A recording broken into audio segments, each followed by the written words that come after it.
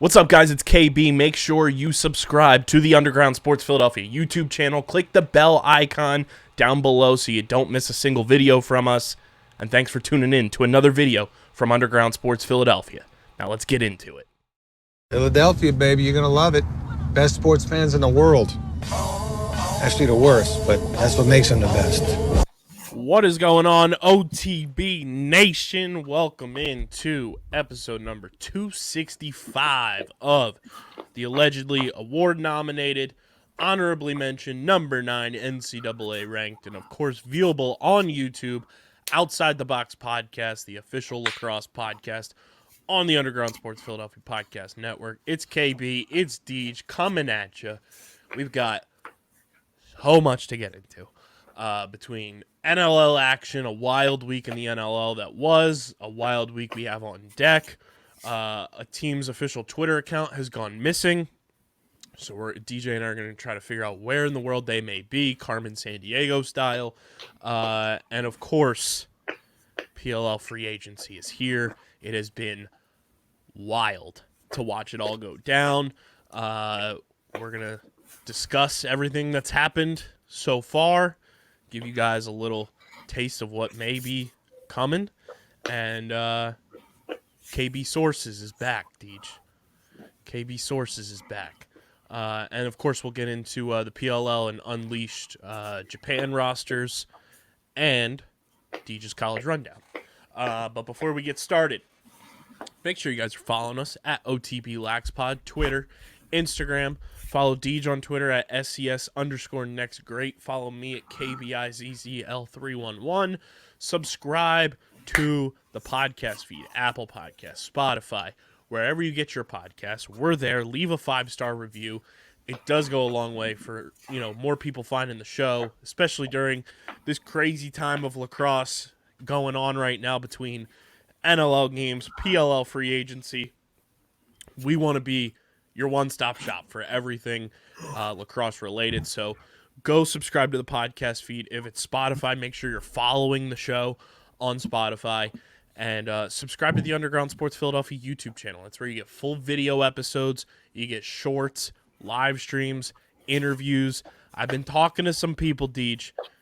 We got people clamoring, banging on the door to catch up with us on the show. So more interviews are on the way. But all our original video content goes on our YouTube channel. As of this recording, shout out to CFO Margie. Got us 10 new subscribers today on the YouTube channel. It's doing boots on the ground type work. We are currently at 414 subscribers on YouTube. Let's keep that thing going. We're on the road to 500 and then on that road to 1K, obviously. Go subscribe, youtube.com/@undergroundsportsphiladelphia. Smash that like button, ring the bell icon, comment down below your favorite PLL free agent signings so far. We want to hear from you guys. We'll read them on the show, and we'll gather them all and see who everybody is liking on the move or staying put. And, of course, go get your merch from our amazing merch partners, PHI Apparel Company, the best in the game, guys, with their unique designs and the official OTB merch. There's no doubt you guys are going to stand out in the crowd when you're going to your favorite NLL team games, when you're getting your tickies and going on the road this summer for the PLL. And if you're a college student, you should be wearing them to your college games. The best in the game. We got the hoodies, we got the shirts with the logo, and we got some more designs on the way to our awesome merch partners, PHI Apparel Company. And our listeners, you guys listening right now, be a friend, tell a friend. Tell all your friends to do this. Go to phiapparel.co. Check out all the merch they have, especially that OTB merch, and use code UNDERGROUND for 10% off any and all merch. That's how they know you're coming from us. Use that promo code. Get your merch. When you get your merch, tag us. We want to see where you're rocking your merch from. And hopefully this summer when Deej and I are out on the road for the PLL, we see everybody rocking their OTB merch, especially in Columbus, because we're planning some big shit in Columbus. Big shit popping. Columbus weekend's going to be a wild one this year, and I'm very excited for it. But go get your merch, PHI Apparel Company, phiapparel.co. Use code UNDERGROUND for 10% off any order. Deej, what the heck is popping, brother? We've got We've had a wild week. It's been crazy. I couldn't even keep up. There's playoff basketball going on with the high school stuff. Also getting ready for my season with practice starting on Monday. And then the bonkers week we had with PLL free agency kicking off, along with NLL games from last weekend, college games from last weekend, Japan news, San Diego news, just everything. I was just like, I need not a break, but like, I don't know. I need to clone myself. Yeah, like for real. Like I need to be able to give something some time to not think about lacrosse. Not because I don't want to, but because like there's There's so just much to too come. much going on. It feels like the SpongeBob meme where he's like doing 8 chores at once when they have the baby scallop. Or the one where Mr. Krabs fell in love with Miss Puff, and they had him just doing all this stuff, and he's like, and then we're not talking about this or this. We're talking about this. That, or it's like Doctor Strange looking through every single possibility. That's us keeping track of everything going on. Seriously. We kick things off with our NLL Week 14 recap. What a week it was for the NLL. This week did not disappoint whatsoever. We said it on the show. Arguably, could go down as one of the best weeks of the NLL season in 2022-2023. And I think we got just that. It was a phenomenal week of lacrosse. Overtime games, an outdoor game, Monday night lacrosse, a beautiful game to start things off on Friday.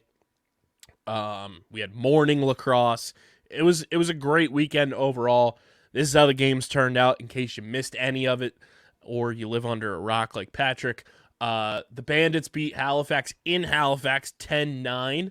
The Wings took care of business at home against the Riptide 19-12, tying a new Wings franchise record for most goals in a game. Thought they were going to hit that 20 for just a hot second, but then they decided, we're going to hold on to the ball. And they tie a record that they set in their inaugural season in the very last game against the Georgia Swarm. San Diego wins the Stadium Showdown 15-12 over Las Vegas. Toronto holds on to beat Rochester 9-8.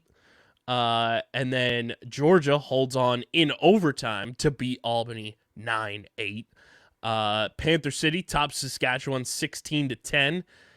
And then for the first time in franchise history, in prime time, in front of, I do have to say, for a Monday night game, shout out to the Wings fans who showed out because that place was electric. And for it being a Monday, kicking off the work week like that, proud of Philadelphia for showing up to Monday Night Lacrosse. The Wings top the Toronto Rock 11-10 to go 2-0 on the weekend. And this is what the standings look like after Week 14. We got the Buffalo Bandits all alone at the top, sitting at 9-2. Toronto not far behind at 9-3. Rochester at 8-3. So now we got separation between all three of those squads. No ties at the top. Philadelphia Wings in the 4 seed after a 2-0 weekend. They're sitting at 5-5, and they leapfrog Halifax, who sit at 5-6, now on the outside looking in. The Georgia Swarm out of the basement in the East after another win over Albany. Who knew? All you had to do was beat Albany, and you get out of the basement of the East. They're 2-7. Albany 2-8. The New York Riptide 2-9. And then the West, the San Diego Seals sit at 7-2. Calgary 7-4. Don't look now. Panther City sitting at 7-5, getting real frisky. Saskatchewan Rush and Colorado Mammoth both at 5-5. The Vegas Desert Dogs at 4-6, and the Vancouver Warriors at 2-9. Deej, Week 14, what stood out to you the most? Because a lot went down, and there's a lot to just unpack from what I think we can both say was one of, if not the best week of NLL action we've had all year. It proved that the middle of the pack is just as good as the top. I noticed that a lot of the teams that were kind of hovering around 500 or just below 500 or just above 500 beat teams who were dominating a lot of teams beginning of the year, who were coming out as clear favorites to be in the NLL finals. Like, looking at Panther City beating Saskatchewan. Saskatchewan has looked fantastic this year. And Panther City, kind of made that look like light work. The Wings finally getting the best of Toronto and having a 2-0 weekend this week. They're one of those middle of the pack teams who kind of made something work this weekend. Like, it was just kind of just like proving the NLL is one of those leagues where just about anyone can come out and win on any given night. Because, even Las Vegas in the Stadium Showdown gave them a show, 15-12. Like, it wasn't even like, San Diego ran them out of there. They played hard, and they gave them a game. And it was a very good game. So it's stuff like that, just getting the competition level where it's whether you're a team that's hovering around 500 or if you're a team that's the best of the best, you're going to get a game when you step out there. Yeah, and the wild Adam Levy stats just continue once again. He put his poll of the week out for his podcast, The Lacrosse Matrix, which you guys should definitely go listen to. This is just more furthering of our friend of the program brand, and something we've just been keeping an eye on since the trade happened, because it is a monumental trade. The Mitch Jones trade, Deej, continues to be an absolute steal. The Wings are 3-1 since Mitch Jones joined the team, and in that span, Mitch has scored 35 points, 12 goals, and 23 assists in those 4 games. In that span, the Wings have beaten Toronto and almost beat Buffalo in overtime. So his question is, has Mitch Jones made the Wings a serious contender to represent the East in the NLL Cup this season?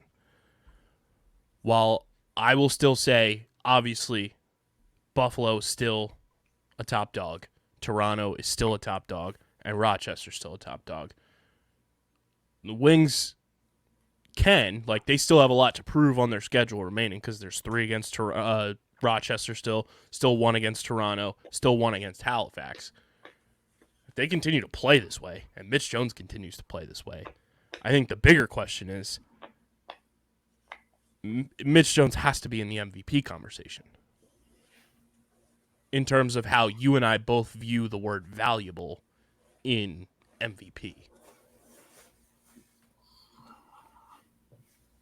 Yeah, but I think they could care less about that. It's Agreed. more about I think more so what Adam brought up. Yeah, I think more so it proves Mitch is in the MVP conversation more so than that the Wings can go all the way to the NLL finals. There's a lot of hurdles still. Well, of course. Is it possible? Sure. If they keep playing this way, absolutely. But there's a lot of hurdles. Are they a contender right now? I think they're a playoff contender right now. Oh, of course. I don't think anyone's questioning that. But I don't think they're a championship contender quite yet. I don't think they have it defensively. Yeah, and shout out Zach Higgins, player of the week in the NLL this week, 2 wins. He's been phenomenal and has kind of worked his way into goalie of the year talk once again. The defense has improved a lot for whatever reason since Mitch got here. I think it's partially the way Mitch helps in the transition game as well, and just how versatile he is, and he can get back on defense, and it's not like, you have an offensive guy stuck on defense per se when Mitch is out there and happens to get caught on defense. But I think like we said, we wanted to see if it was going to change the identity of the Wings, and full-blown has been a complete 180 for this team since he's gotten here, has helped improve the play of so many guys on the team. Also, shout out to Blaze Reardon, tied the new Wings franchise career goals scored record on Monday night. He's now tied with Kevin Crowley for 80 career goals in a Wings uniform.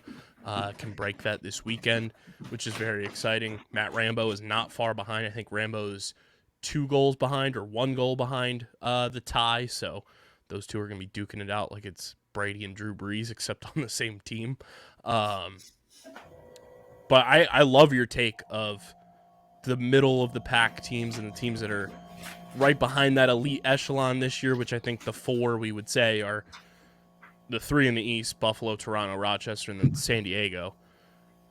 Everyone else kind of proved that was playing this weekend. Hey, like, we can hang with the big dogs. We can compete with them. Even though Halifax and Rochester both lost, like, they still once again proved that, like, they can hang. Vegas still proving that they can hang around. Will they make the playoffs? Probably not. But they're giving Panther City last season vibes of, like, we're going to be frisky and hang around the entire season and not go out quietly. And I mean, Panther City, they might make the playoffs. And by might, I feel like they're going to make the playoffs. I mean, I 100% have been there for it. It's tough because they are playing out there in the West, so it's so, like, up and down. Because it's just Saskatchewan.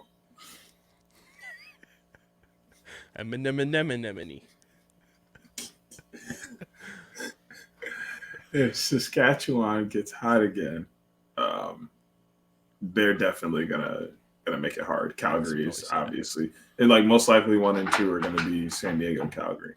So the hard thing is getting that 3rd spot or being good enough to beat out the East for the wild card. So I don't want to quite put a stamp that they're gonna make it in. I like their chances, and they have much better chances than some of the other teams out west. But with Philly playing strong out east, Halifax playing strong out east, along with Saskatchewan and Panther City over in the west, it's going to be tough for them to make that happen. Yeah, because if the playoffs started today, it would be from the East, it's the top 4, the West, it's the top 3, and then the wild card is the best remaining record team. It would be Buffalo, Toronto, Rochester, Philly, and then the West would be San Diego, Calgary, Panther City, and the wild card would be Saskatchewan. Which would mean Halifax is out, Colorado, the defending champs, are out, which is pretty wild. But yeah, I mean, I feel like there's only right now like 3 teams that are like dead in the water, and 1 more loss probably makes Georgia dead in the water, but you just can't count them out with Lyle, and they also have to beat a team that's not named the Albany Firewolves. But like, I think Albany's kind of packing it in. I think New York is just like, they're gonna fight, but I think they know that like it's on to next season, and then obviously Vancouver. But everyone else, they're gonna give it all they got, and try to push for those playoff spots, which makes it exciting for this final stretch of games we have here in the final month and a half of the season. And don't look now, Deej, we're 10 days away from the NLL trade deadline, so we have another roster movement to keep an eye on there. But all right, Deej, let's get to your state of the fandom, brought to you by our awesome partners over at Tomahawk Shades, the best small batch eyewear in the game. They got the sunglasses, the blue light glasses, everything in between. With all the lacrosse stuff happening, I've been wearing my blue light glasses as I've been staring at these screens, wearing my Tomahawk Shades when I'm outside with the sunglasses. You guys should be doing the same. Also, company's part owned by Kyle Harrison, Chris Hogan. Ever heard of them? You guys can go to tomahawkshades.com. Use promo code USP for 25% off at checkout. That's promo code USP for 25% off from our awesome partners over at Tomahawk Shades. Deej, your state of the fandom after the week that was. How's it looking? Has anybody been eliminated? Has anybody moved up the standings? What's the fandom looking like after week 14? Nothing's really changed because some teams were in action, some weren't, some stagnation. But have decided there's no way I would be a fan of a team that does not make this year's playoffs. Breaking news. Got to make the So, playoffs. They got to make the playoffs. Deej wants a full season and then some. So, there's that much. That Wow. is what we can take from this nugget of fandom. So, not a lot of movement, but you better make the playoffs, and you got to be following us. So does that mean your New York Riptide? That's just different. Have they been disqualified? Nah, they're like the Pistons to me. They'll forever be here. They interact with me on social all the time. Like, we have a special bond. They don't have to. Like, I don't have to label them as my favorite team. They're just my team. I will say, man, Saturday morning when they were in Philly, they wore the Seafoam unis. They look a gazillion times better in person. I'm sure of it. I'm sure of it. Good grief. I'm sure of it. I can't wait to see them in person. They were fantastic. But there it is, everybody. Got to make the playoffs. So that's a call out to Buffalo and Toronto. First, you got to follow us and then make the playoffs. Rochester, Philadelphia, Halifax, Georgia, already eliminated. Sorry about it. Sorry about your luck. Albany, already eliminated. Sorry about your luck. But that's also a call out to the San Diego Seals. You got to follow us. Calgary Roughnecks, the Panther City Lacrosse Club, Saskatchewan, Colorado, the Vegas Desert Dogs. Got to make the playoffs, ladies and gentlemen. But with that being said, we got the Week 15 preview on deck for you guys. It is brought to you by nobody because they're for later on in the show. Week 15 looks like this, though, Deej. We've got quite the slate of matchups. Halifax and Buffalo running it back just in Buffalo this weekend on Friday once again. Calgary in Colorado on Friday night as well. Then Saturday, we've got 4 games on Saturday. Albany at Toronto. Philadelphia at New York at 7:30. 8:30, we've got San Diego at Saskatchewan. And then 10:30, get the caffeine ready, East Coast. Vancouver at Las Vegas. And then Sunday, we've got Sunday late afternoon, early evening lacrosse. 4 p.m. start on a Sunday. Rochester at Georgia. What stands out to you? What are you most excited about this week? Because I think there's 3 games that I'm looking at this week that I'm going to have my eyeballs on for most of the weekend. First off, our squads are battling. That's always fun. Back and to this back is the weeks. This is the one that I have my squad taking. So obviously, I'm circled dialed in on that.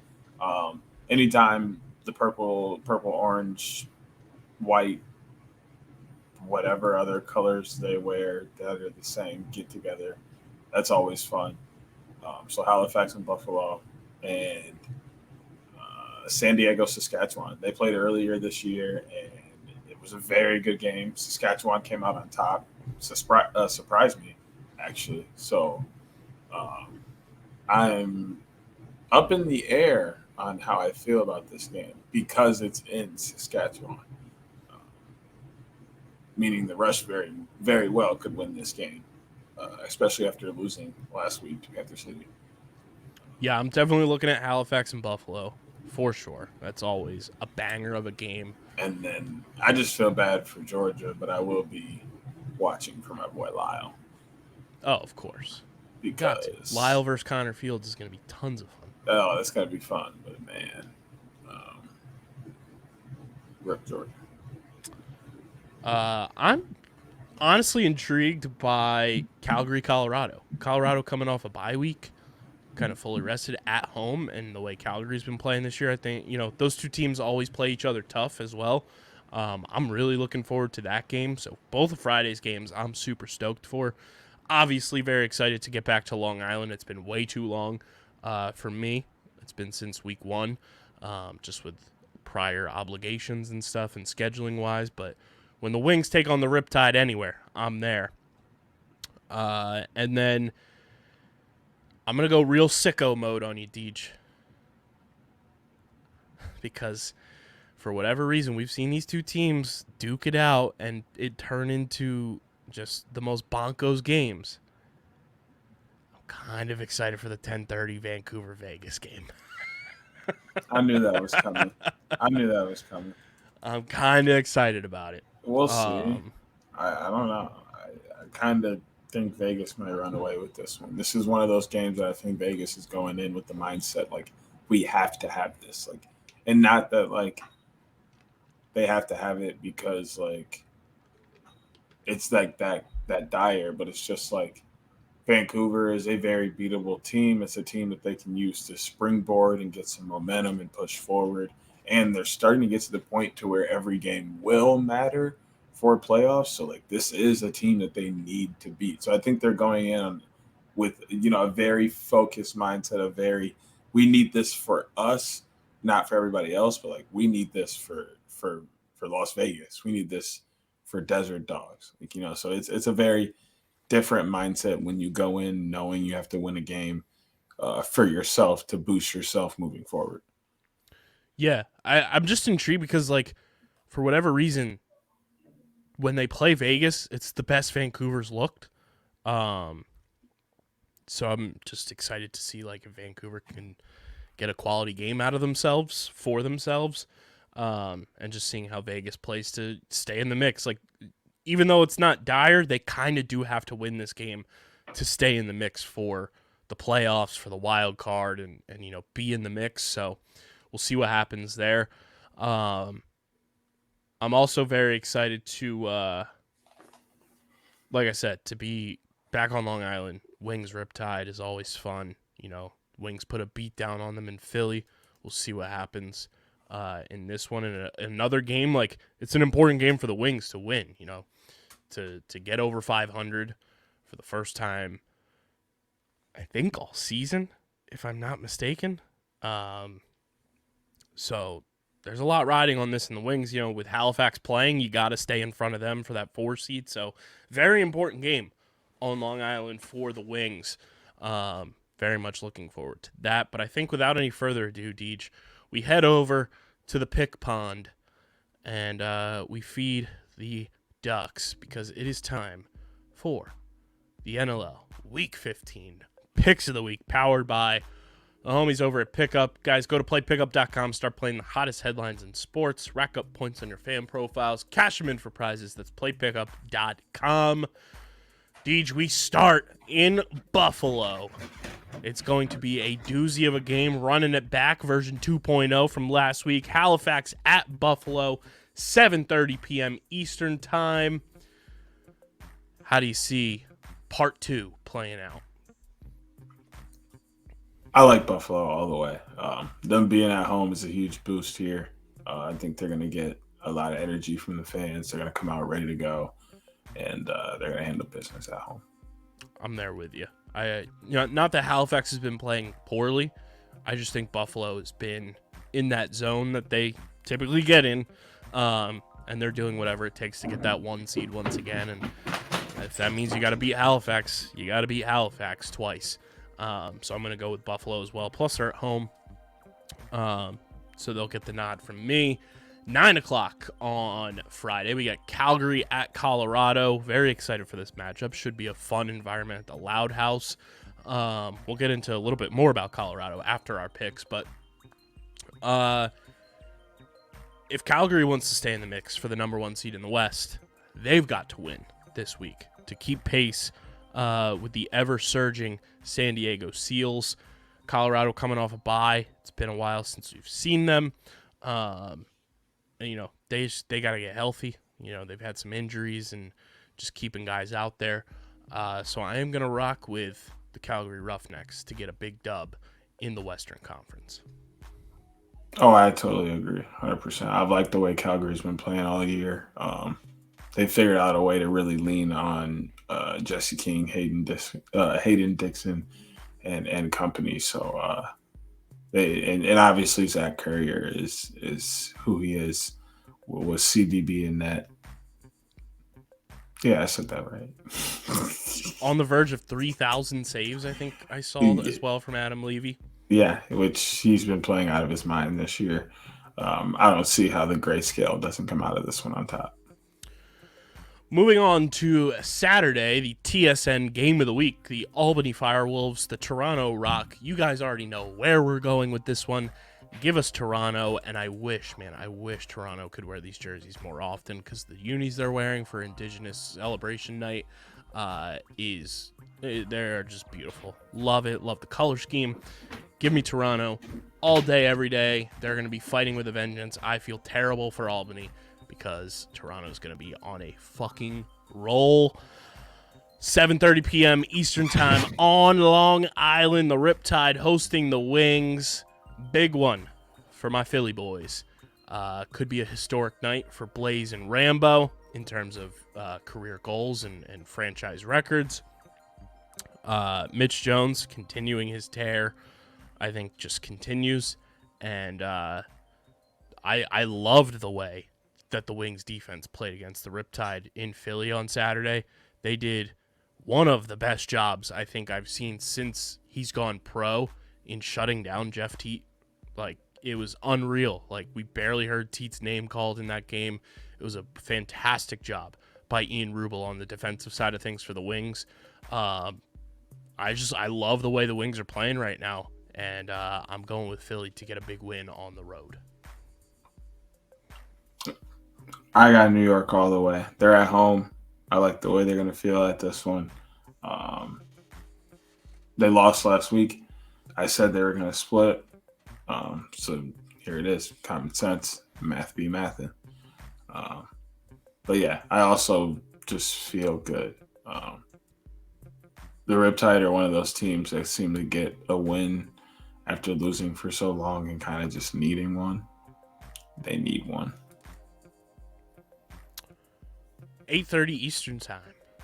One of your favorite games of the week, San Diego at Saskatchewan. San Diego coming off the big outdoor win. Saskatchewan trying to bounce back. They're at 500. They're back at home. Kind of on a skid lately, even though, we've talked about how well they've played this year in terms of expectations I think a lot of people had for them going into this year. They've kind of been on a little bit of a skid. I just find it so difficult to pick against San Diego. They are playing fantastic lacrosse right now. And it's just one of those things that, like, until they give us a true reason to not pick them, I got to go with the Super Seals. Oh, absolutely. 100%. I am behind that. This is a compelling game to not want to.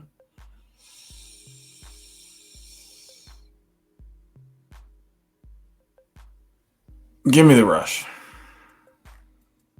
Give me the rush. On a limb. Chances make champions. That's strictly what this is about. Put that on a shirt. That's strictly what this is about. The nightcap on Saturday, 10:30 Eastern Time, Vancouver, Las Vegas. I think you guys already know where we're both going. Give us the Dogs. Jack Hanna and the Desert Dogs gonna get this one done. I should be on the roster because I got that dog in me.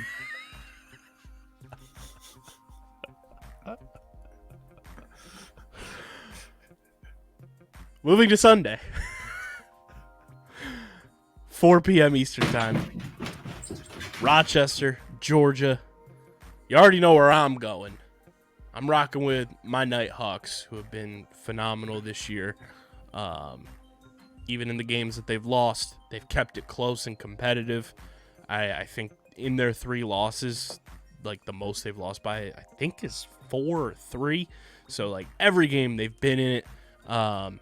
Even going on the road, though, I love them in this matchup, and I think they get a nice little dub in the East and take down the Swarm.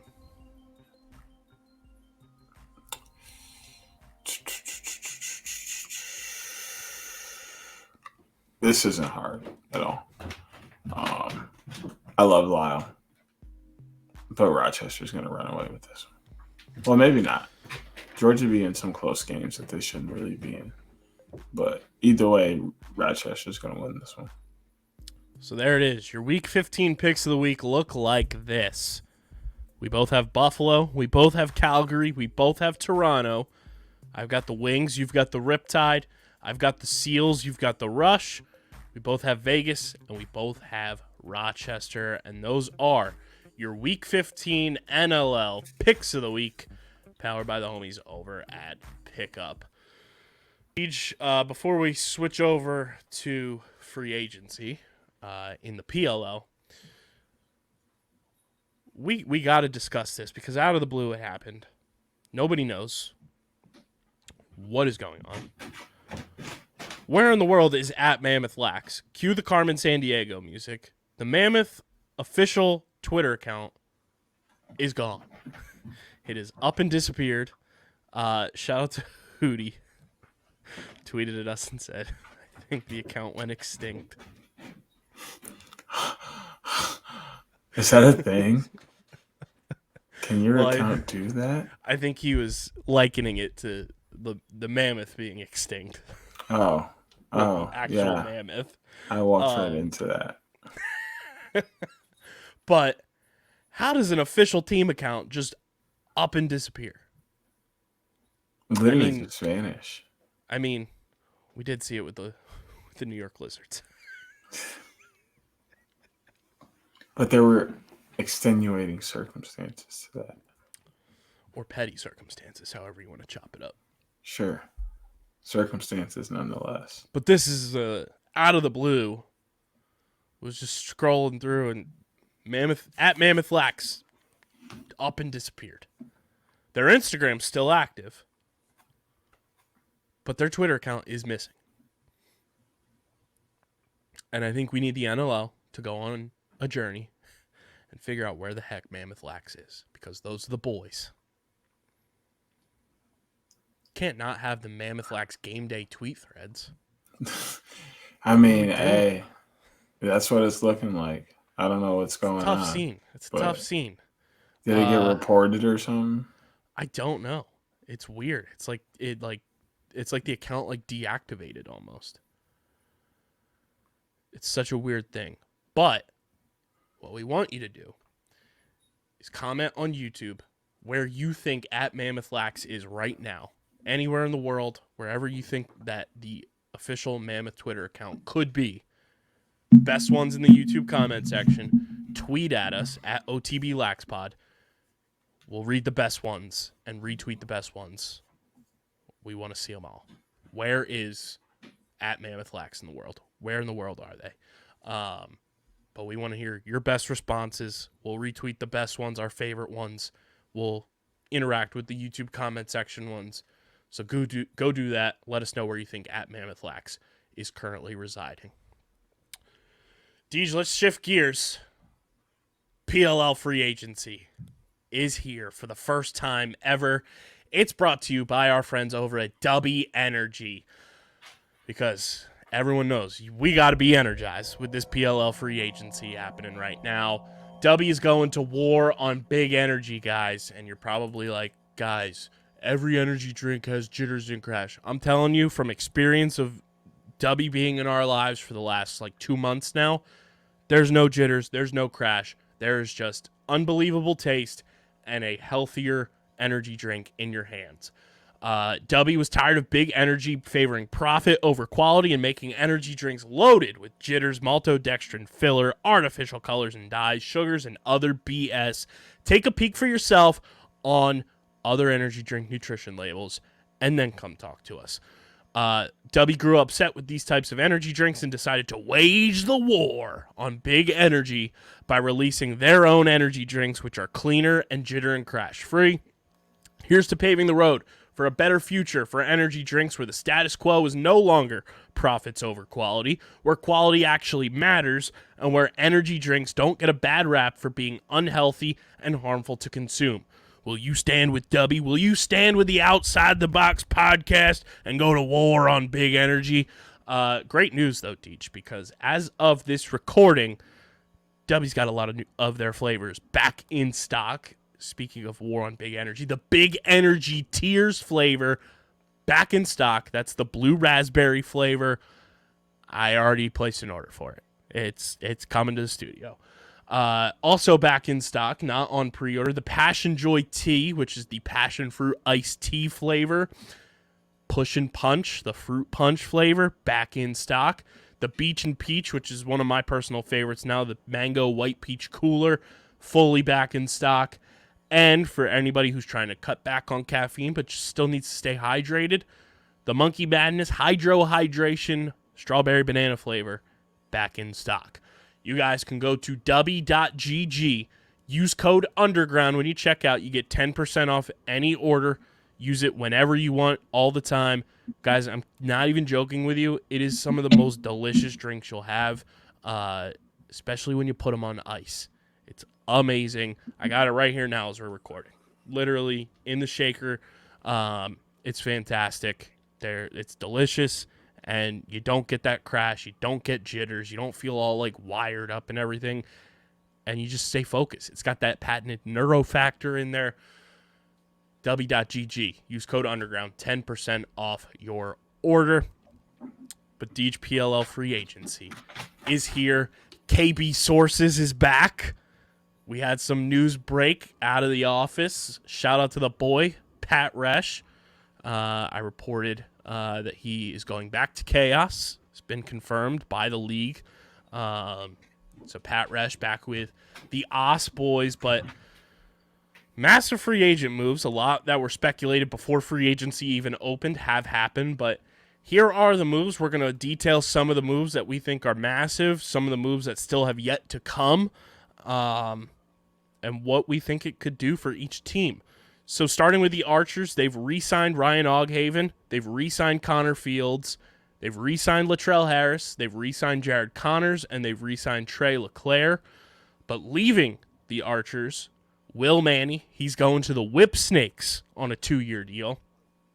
Marcus Holman, the everlong speculated, he is joining his dad over with the Cannons on a 1-year deal. As of this recording today, Adam Gittleman joining Marcus Holman and going to the Cannons on a 1-year deal. Jeff Traynor going to the Cannons on a 1-year deal. And then that is it so far from the Archers. Deej, moves from the Archers, guys leaving, guys staying. What surprised you the most, and what do you expect, in this new era of Archers lacrosse that we didn't even get to their big signing yet? We will in a little bit, somebody departing another team to join them. But from the guys that were on the Archers last year, what's kind of shocked you the most? Nothing really shocked me. More so, I didn't realize they had so much to give up. But they're also making it clear, like, what kind of identity they're looking for and, like, what they're going for. So it's going to be interesting to see kind of what they do with the goalie position now. That's kind of my only question with them is how are they going to handle the goalie situation? Is Dobson going to be a starter? Are they going to look for a backup? How do they go about looking for a backup? Are they going to battle then at that point and figure out who actually should be starter and backup? That's kind of just where my head is with Archer's free agency is goalie, because goalie's a big piece. They kind of have they have the offense together. Their defense is slowly coming together / in talks to stay / go somewhere else. So you kind of know what's happening there. And this goalie situation is no one has a clue. Seems like the Brett Dobson era is going to get underway. It's just, who do they pair with Brett Dobson? The other big free agent names still on the market for the Archers that to keep an eye on. Mark McNeil, Dominique Alexander, Matt McMahon. Those are some of the big names to keep an eye on for sure from the Archers. They have other guys too, but I think those are the big names there that are still unsigned. Reese Eddy as well. But that's the Archers, and then their big signing. Mac O'Keefe leaving Chaos to go to the Archers on a 2-year deal, reuniting with Grant Ament. We Arch, baby. Hashtag We Arch. Mac going to the Archers is so exciting to me. Like, yes, it's sad to see the era of the bunk bed boys come to an end.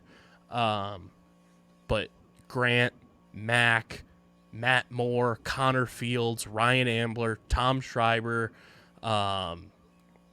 Trey LeClaire is probably going to be back into a more offensive-heavy role this year. This Archers team is going to be very exciting. I feel like so many people are like underrating how exciting they're going to be. I mean, yeah, they're going to be very good.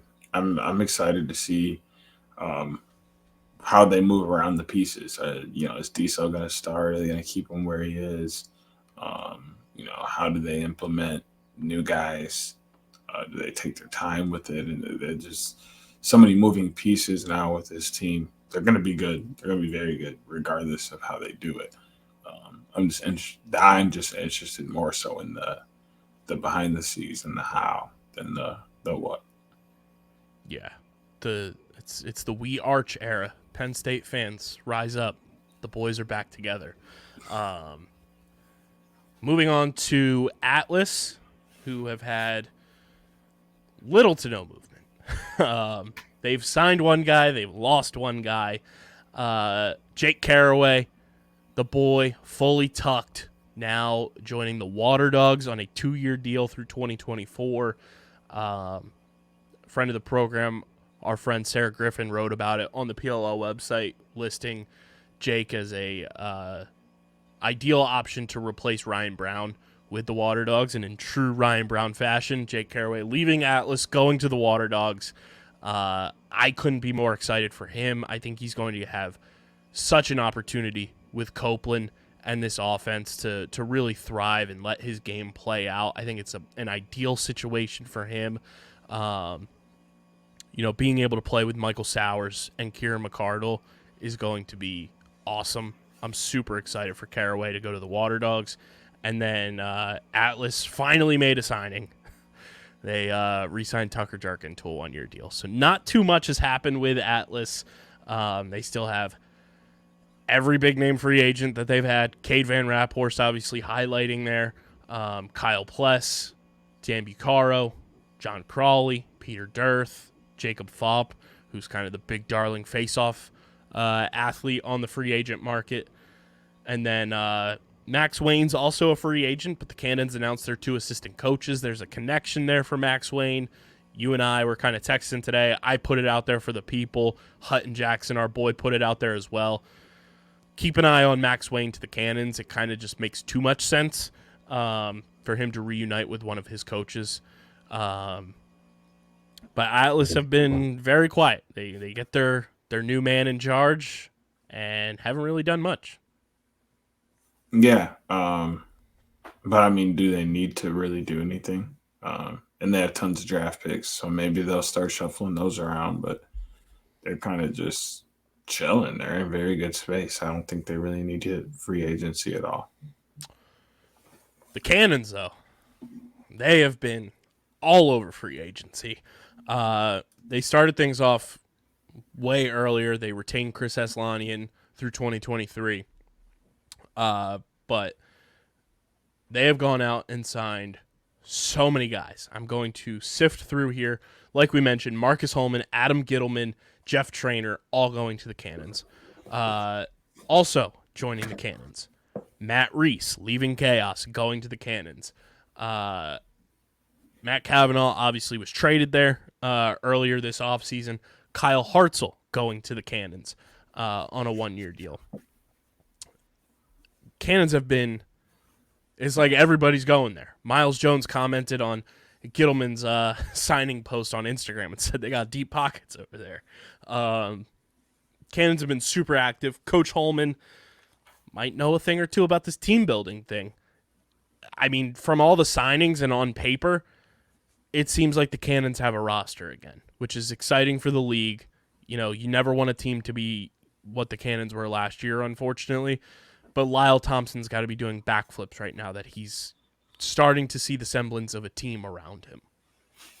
Oh yeah, and that was their biggest flaw. Is he was kind of just out there doing it by himself. So as they slowly start to put this team together and put people in the right place, and bring people in that are going to uphold the same standard that they already have, then things will start to come together. It's a process. You can see some frustration, but I think they're doing okay. But they definitely have done the most work in free agency, as I feel is rightfully done right. Yeah, I mean, now you have offensive weapons of Lyle, Marcus Holman, Asher Nolting, Ryan Drenner, and I think those four together are going to be awesome to watch this summer. And I'm so excited to just see how they all kind of mesh together and start working well together, because I think not only, is Marcus going to be so much fun with Lyle, but I think Marcus is going to help Ryan Drenner and Asher's game more than people are even thinking about. Oh, 1000%. That's really what it comes down to, is when you get a player like that, that's that good, they impact the game in other ways. Miss Jones, for example, and how he's impacting the wings. When you're that good, players start to play at a better level because you demand that they do, and they respect you. So they try and live to that standard, not because what you say goes, but because they don't want to let their teammate down. So they start running after more ground balls. They start picking better shots. They start playing harder on defense. We start communicating more. It's all just like a psyche thing. So I would not be surprised to see things turn around as they find their Prince Charming. Some big names still out there from this Cannons roster from last season. Tim Edwards, still a free agent. Brody Merrill, still a free agent. Ryan Tierney, Andrew Newbold, and, of course, Nick Morocco. That's one of the big dominoes now that Gitz is going to the Cannons. Morocco more than likely going to be on the move. We'll see where he ends up. Moving on to Chaos, the Chaos boys. We obviously talked about Mac O'Keefe leaving Chaos, going to the Archers. CJ Costabile was signed right before the free agency period opened to an extension through 2023. As we reported, Pat Resch going back to Chaos on a one-year deal. Matt Reese going to the Cannons from Chaos. The boy, KJ47, is going back to Chaos through 2023. And that's it. That is it. But I did tweet out before KJ re-signed. This was kind of, waiting around. It seemed like things were quiet. I had a source tell me that Chaos are going to be very draft heavy this season. They want to really maximize the talent levels of each roster spot that they have at their disposal. They're looking to add a number of pieces in the draft this year, with it being such a deep draft for positions of need for them. So from what we have gathered from that information, even though we've seen guys, re-sign with Chaos, it wouldn't shock us if there's a little bit of shakeup there, and some guys are switching teams potentially and going elsewhere just because of the way Chaos want to attack the draft. But that's something to keep an eye on later down the line, as well as how Chaos approaches the draft. But what surprised you so far with Chaos in free agency, Deej? That they're choosing not to make a lot of moves other than signing their own players. But I'm not sure why that surprises me. They've gone to 2 straight championship games. They've won one of them. So it's not like they can't do it. You know what I'm saying? So it's I shouldn't be surprised at all that they're sticking with what works. But that's my biggest thing, is that they're choosing not to really do anything in free agency. They're going to draft, and they're going to re-sign, and they're going to hit the books and try again next year, this upcoming season, as, they've done in the past. Some key free agents still out there for the Os boys: Max Adler, Jerry Raganese, Tanner Cook, Jared Newman, Chase Frazier, Wes Berg, Austin Kaut, Ryan Smith, and Ian McKay, and Challen Rogers, and Tommy Kelly, all free agents from that 2022 Chaos team. So I would assume in the coming days or so, we should hear some more news about these OS boys. But moving on from them to the 2023 Championship Series champs, Chrome. They've kind of re-signed half their squad, and half their squad are still free agents. They locked up Nick Grill through 2024, Eli Salama through 2024, Mike Manley through 2023, and they got the big one done. The milkman, Connor Farrell, back on a one-year deal through 2023 for Chrome, which we both kind of speculated was going to happen, more likely than not. Kind of just status quo for them. I think, after winning the championship series, they know what works. They know the chemistry that has been building with this team since the inception of the PLL, and I think they just want to keep it running and keep it pushing with the guys in their locker room. Still some big names out there for them to potentially sign, or these guys could go elsewhere, but I'd be shocked if they do. Brendan Kavanaugh, still a free agent. Jordan McIntosh, John Rannigan, Ryan McNulty, and Championship Series eye-opening darling, Alexander Smith, also a free agent. Not really surprising anything from Chrome. I think everyone was thrilled that Connor Farrell got re-signed. Yeah. Everybody was kind of wondering where he was going to go or what was going to happen with him. And he had a really good year last year, and he's had a couple good years before the little slump that he was into. So it was nice to see him get a contract and know that, he'll be in the same colors he's been in, and we'll give them a shot at winning another championship. 100%. And from the beauties to the woods, we've had quite a couple days with the Redwoods kind of retaining their own. Isaiah Davis-Allen and Eddie Glazner back on one-year deals.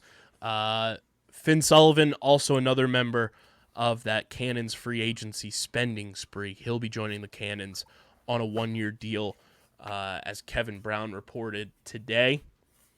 Pat Harbison's still a free agent, but the big one, the dime man got paid.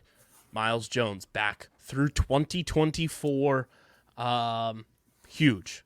Massive signing there to get Miles back after a down year from his 2021. To get him back on this roster, new offensive coordinator with John Grant Jr., dad strength. Miles is going to be a force, and I don't think anybody's ready for it. I 100% agree. There's so many factors. He had still a really good year last year, but lost a lot of the traction he gained from people the year before when he had a fantastic year, even though his numbers this year are very similar. So I expect him to, one, continue to do that, but two, he's going to get that traction outside again. And people are going to be back on that. If you're not a Miles Jones fan, what are you doing kind of wave? Yeah. Ryan Lee signed through 2023. I think you and I are both thrilled about that. Hopefully he'll be able to play this summer. Obviously got injured in the NLL finals, so looking forward to Ryan Lee being back in a Woods uniform. And then John Sexton signed through 2023 as well. And then Drew Simino announced his retirement today, so congrats to Dr. Drew Simino on a phenomenal career in pro lacrosse. Just a tip of the cap there. It's somebody who I really want to get on the show. He's been following us for a while, so now he's going to have a little bit more time on his hands. Some big free agents, though, still out there for the Woods. Like I mentioned, Pat Harbison, still a free agent. Jack Neer, still a free agent. Anthony DeMeo, still a free agent. Jack Kelly, still a free agent. And Chris Merle, still a free agent for the Woods. Has anything surprised you about free agency for the Redwoods? And like we mentioned, Kyle Hartzell going to the Cannons, along with Finn Sullivan and Matt Kavanaugh. So I don't think anything's truly surprised me just yet for Redwoods, but as we both have come to know over the years, Nat St. Laurent is not afraid to make moves. He's not afraid to go out there and make a splash. So nothing would surprise me from the Redwoods at this aspect of free agency and what could potentially happen. But I love all the moves so far of just kind of retaining the guys who are part of this Redwoods culture. Yeah, I mean, I think that's the best way to go about it, is to build a culture and build around that and bring guys in that are accepting of that culture and ready to be a part of that culture, and then they're going to work hard to do what they have to do. So I feel like that's the main thing with free agency, is to take care of your team first, and then go out and find stuff later. But setting that boundary, that culture, that base point is extremely important. 100%. And moving from the Woods to the defending champions, the Water Dogs. They haven't made too many moves. Kieran McCardle is the only official move outside of Jake Carraway as well, but retaining guys. Kieran McCardle signed through 2024. Obviously, Steven DiNapoli retired earlier this offseason. But shout out to the boy, Brian Andrews, from Pro Lacrosse Talk. Around 7 o'clock tonight, he did report that Ryan Conrad and Connor Kelly have both been extended through 2024. So those guys back with the Water Dogs through 2024. Neither of them, I'm pretty sure, neither of them were free agents. So kind of just getting an additional 1-year extension, kind of like Michael Sowers got as well, that Kevin Brown reported earlier this week. Still big names out there for the Dogs, though. Matt Hosick, Charlie Kitchen, Matt Witcher, Charlie Hayes, Dylan Ward, Christian Scarpello. A lot of names out there for the defending champs to kind of get under wraps. Obviously, I think the big one that stands out is Dylan Ward. Obviously, you want to keep your goalie intact, but Dog's been kind of quiet. A little too quiet, I would say. Yeah, it's interesting. Them being so quiet, they have some space where they could really bolster some things. I don't feel like they're completely locked in all the way around. But there's got to be a reason why, right? I mean, but no. Just made the one splash with Caraway, and that's really it. Yeah, there's simplicity in it, and I guess he may just be under the standpoint that we're just fine where we are, and we just won a national championship, so why shake things up too much? Yeah, so we'll see what happens with the Dogs. I mean, there's some big dominoes there, and I think now that Adam Gittleman was the first goalie off the board in terms of the big name goalies that were starters last year, Dylan Ward and Nick Morocco might not be too far behind. Moving on to the Whip Lords, the Whip Snakes. They've also been pretty quiet outside of signing Will Manny. They signed Brian Phipps earlier this offseason, and then today Mike Chanonchuk going back to the Whips on a 1-year deal. A lot of big names out there for the Whips still to get under contract. Jake Bernhardt, James Barclay, Jay Carlson, Colin Hinton, Gutty, Brian Cole, and Bailey Savio, all free agents still for the Whips. I think the biggest of the big there are Jake Bernhardt, Jay Carlson, Gutty, and Brian Cole in terms of contributors big time for them last season, where James Barclay kind of came in, when somebody I forget who got hurt, he kind of stepped in, for an injury, just coming back for them. But the guys I listed there, still kind of surprising that, nothing's been made, but obviously they get one of the bunk bed boys, Will Manny, on a 2-year deal to add to that offense of Matt Rambo, Zed Williams, and now Will Manny. You and I kind of were surprised by the rumor was out there that Will Manny and the Whips were entertaining one another, but did kind of surprise us a little bit that Stags was going to go out and make that big splash. He did say that, when you're picking towards the end of drafts, you don't really get an opportunity to draft blue chip players like the top of the draft does. So they decided to go out and make a splash and get a blue chip free agent. I kind of like it, though. That's kind of how you have to go about things. You that's how you win games, is just to go out and get a star-studded name and come back and be like, bam, this is us. This is how we do things. I'm excited though. I feel like this went the way we needed free agency to at least start. There's still a lot of things going on, but the start was fantastic, and this is exactly how we wanted this to start. It's blown up. There's been some moves, but there's still some very big names that have unsigned contracts. And I think the cool part about this for us is, it's a sport you and I pay attention to so closely. We're very in tap with the league. But as when we step back and look at it as fans, this is the first time in our lifetime we've gotten a sport to start free agency in our existence. Like every other sport, it was starting before we were even thoughts, let alone born. So to kind of see free agency trickle down and happen right before our eyes for the very first time in a league that we care so much about, and just seeing how it's kind of restacking the deck and really helping the competitive nature of the PLL kind of reset almost. It's moving the pieces on the chessboard around in such a fun way that going into this season, it's kind of unpredictable again.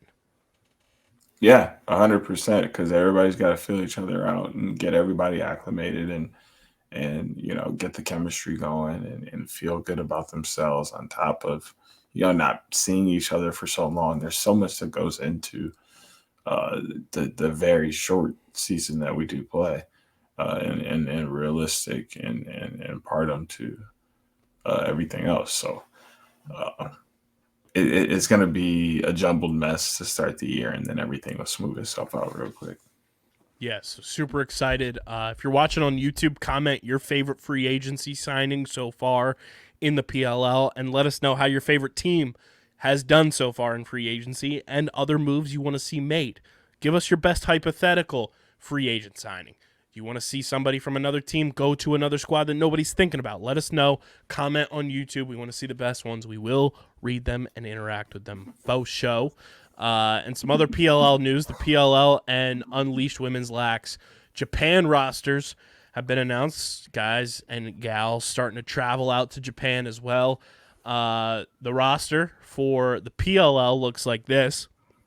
A lot of the boys on the roster. DJ, we got Ryan Ambler, Jacob Stover, CJ Costabile, Romar Dennis, Jules Henningberg, KJ47, Kyle Jackson, Jack Kelly, Mark McNeil, Nakai Montgomery, Jared Newman, Andrew Newbold, Rob Pinnell, Sergio Perkovic, Kyle Pless, Jerry Raganese III, and Michael Sowers, and coach Paul Rabel. I do have to say, a lot of people talking, like we mentioned, Kyle Pless to the Redwoods is something people are talking about. Not sure if, it's just a rumor. It's just a manifestation by some. Let me find out, RP3, Perk, Jules, Nakai doing the old Team USA basketball tactic and recruiting Kyle Pless while they're in Japan to go sign with the Woods. They might be, and I'm cool with it. I'm cool with that. I'm cool with that. Very fun roster. I'm excited to, see these exhibition matches and everything. A lot of fun, just mixture of guys on this team that we traditionally don't see all play together. Yeah, that's the fun part is you start to see a lot of different movements and how coaches are thinking about their team and how guys fit together. And you see it play out, and if they do or don't, and the adjustments coaches try and make it, it's a fun part of the game. Yeah, and then looking at the Unleashed roster, we've got Dempsey Arsenal, Lizzie Colson, Sarah Cooper, Paulina DeFata, Madison Doucette, Lauren Gilbert, Scotty Rose Growney, Kelsey Huff, Allison Mastriani, who was at the Wings game on Monday night too for Women in Sports Night, which was very cool. the homie friend of the program, Jamie Ortega, Molly Stevens, Sammy Joe Tracy, Emma Trenchard, Sydney Watson, Kayla Wood, and coached by the one and only Rachel DeCecco. That's squad. That's That squad. is a squad. I hadn't seen that at all, so I was taking that in for the first time. Loaded, literally loaded. Loaded roster. Obviously, a couple UNC legends on there with Allie and Jamie. Excited for that too. To kind of just see the women's side of things in Japan, and it's going to be a very exciting series that goes down next week in Japan for the PLL and Unleashed. So, looking forward to that. And speaking of colleges, Deej, it's time for your college week 5 recap rundown. Yes, sir. Last week was an interesting week. Notre Dame went heavy on Georgetown. No. Hold on. Sorry, that's way too far back. We are picking up.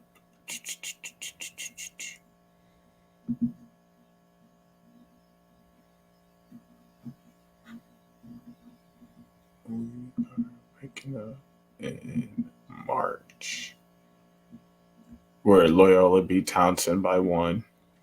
That was a really good game. We've seen UMBC.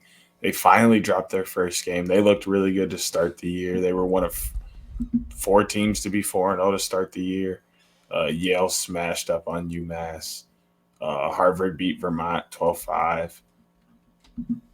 don't know. There's a lot going on with the Ivy League. We've talked about this. We don't really know what we're going to get out of them until we get conference play and all this jazz, but I do expect a couple of them to make the tourney. So don't be surprised by that. Michigan back on the win train, beating Delaware 16-12, makes me extremely happy. Excited for their game against Harvard this weekend, and I have a feeling Michigan's going to get that dub against Harvard. It's been, I think they're 0-3 in their last 3 against them in the past 3 years. So I got a feeling this is the year they get over that. Jacksonville got the 2-point dub on High Point.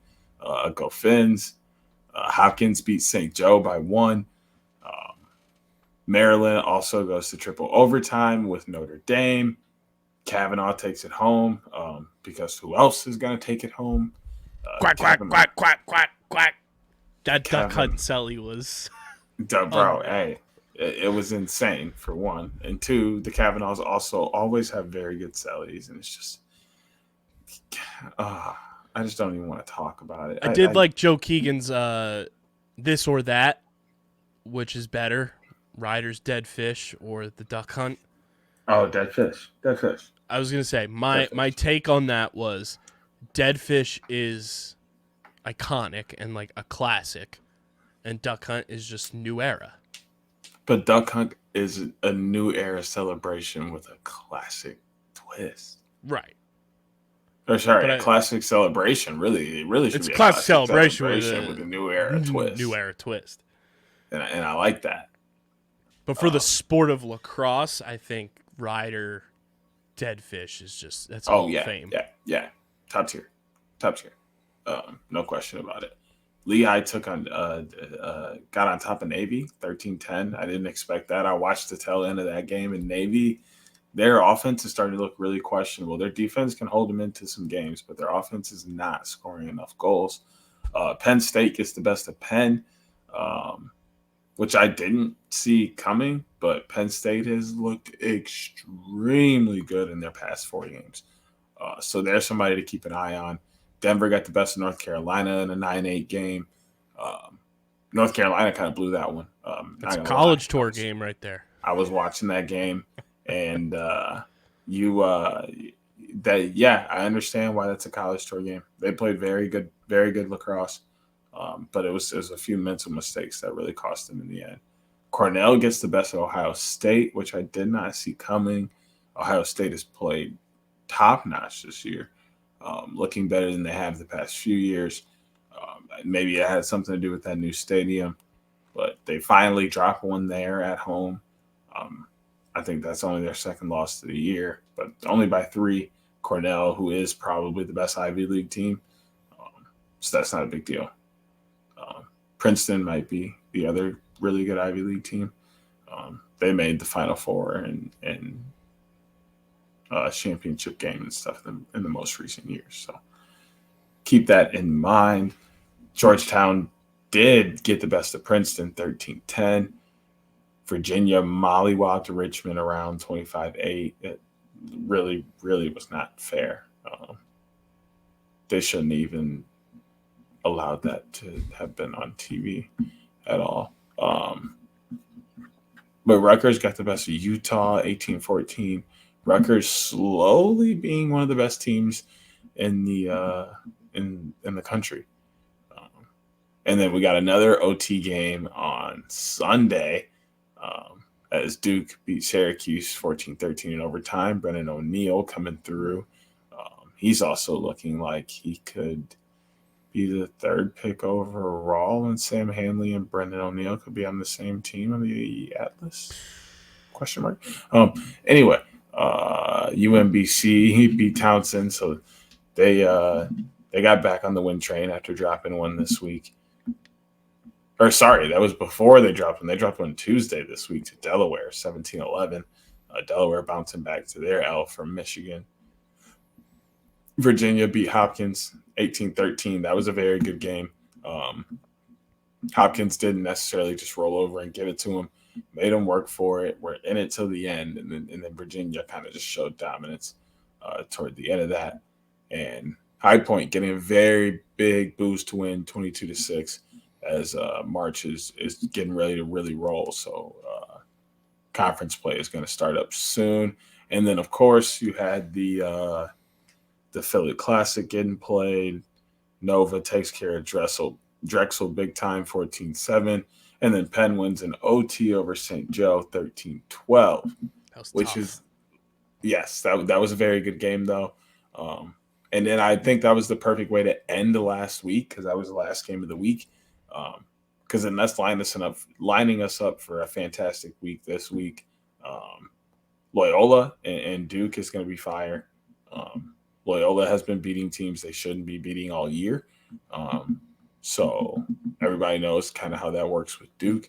So we may see some fireworks with that one. Princeton and Rutgers is going to be a battle in New Jersey, and I don't know who's going to come out on top, but I'm leaning toward Rutgers because they have looked very good.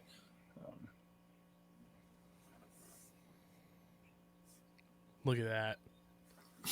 Interesting.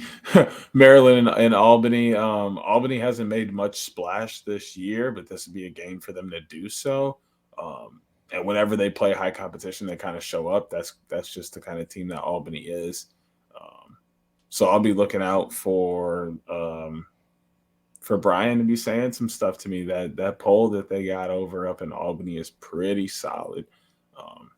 So it'll be a fun game to watch as Albany tries to make some fireworks and upset a very good Maryland team who had a slip up this year and dropped a few. So they're going to be looking to get on the road and get back on the hunt before the Big Ten starts up. Penn State and Cornell. Penn State, like I said, has beat a couple Ivy League teams already this year. Cornell, one of the better ones. So this is really good for them. Really good for them to get an opportunity to continue to beat another high-value team and continue to prove why Penn State is back, as people like to say. Of course, my circle game for the week, Michigan-Harvard. I'm excited to see if Michigan can finally get over the hump, beat Harvard as they've done this year, and beat quite a few teams that they haven't been able to beat in the past. Georgetown getting a matchup against Richmond is very good for them to hopefully get some momentum and get a good win on their side. Ohio State, Notre Dame, circle it. That's going to be a fun game to watch. Ohio State has a really good defense. Notre Dame has a really good offense. Who's going to win? Give me Notre Dame offense 1,000% of the time. That's going to be fun to watch either way. Brown, North Carolina, Ivy League, ACC, we know what that is. Villanova, Penn. Obviously, that's the other side of the Philly Classic. John Hopkins, Syracuse. We know what we get with that every time those two play. That's going to be in the Dome, so that's going to be fun to watch. I want to see what Joey Spallina's got, and I want to see what Melendez has for Hopkins. This is going to be a fun matchup. First off, jersey and helmet matchup is going to be fun with this as well. Can we get both old school logos? Can we get Otto the orange along with the duck over with the hop? Not the duck, excuse me, the bird over with Hop Guys. I mean, I am here for it, and it's here. So Townsend and Virginia are going to play. That's always an upset alert, but Virginia is by far the best team in the country right now. I want to say it's Notre Dame, but Virginia has yet to put up less than 17 in a game, and they're undefeated. Sounds like the best team in the country to me. Denver and Yale are going to battle it out as well.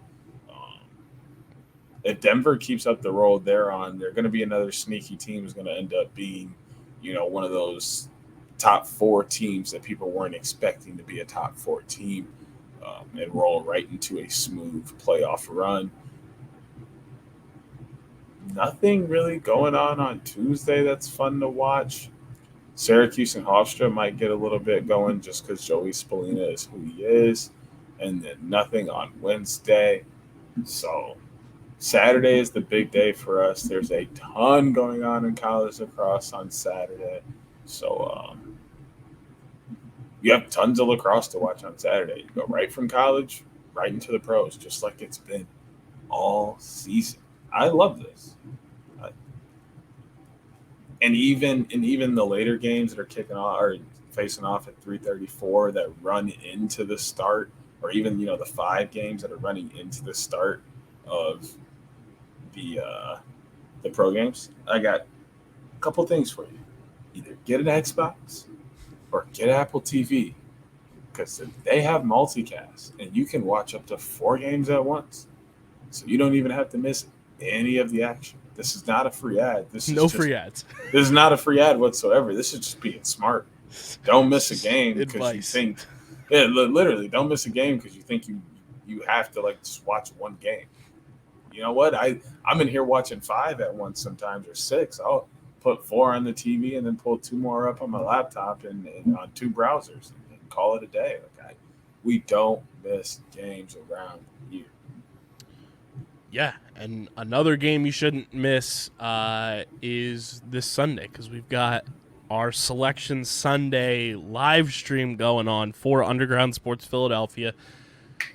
Both of you boys on the stream, 5:45 p.m. Eastern Time, youtube.com/@undergroundsportsphiladelphia. Join our bracket challenge. It is open to anybody. We want as many members of OTB Nation in there as well. You're going to be going head-to-head with Underground Sports personalities, and just a whole lot of fun. Underground Madness is one of our favorite times of year. It's going to be a lot up for grabs this year. Obviously, we always give away the official locker room T-shirt to the champion, but we're working in some other fun antics to this year with Underground Madness and the Glue Guys college basketball podcast that is on our network now. So go join our bracket challenge. We'll be tweeting it out from all of our accounts. Join it. All you got to do is click join group and you're in. It's free to enter. There's no entry fee or anything like that. Send it to your friends. Let us know if you're joining. Come compete against me and Deej. We know our brackets. We know our brackets. And join us for the Selection Sunday live stream, 5:45 p.m. Eastern Time on Sunday, March 12th. We'll be live, youtube.com/@undergroundsportsphiladelphia, and come hang with us. It's going to be a ton of fun. Make sure you guys are following us, though, at OTBLaxPod, Twitter, Instagram. Follow Deej on Twitter at SCS_NextGreat. Follow me at KBIZZL311. Subscribe to the podcast feed, Apple, Spotify, wherever you get your podcasts. Leave a 5-star rating and review.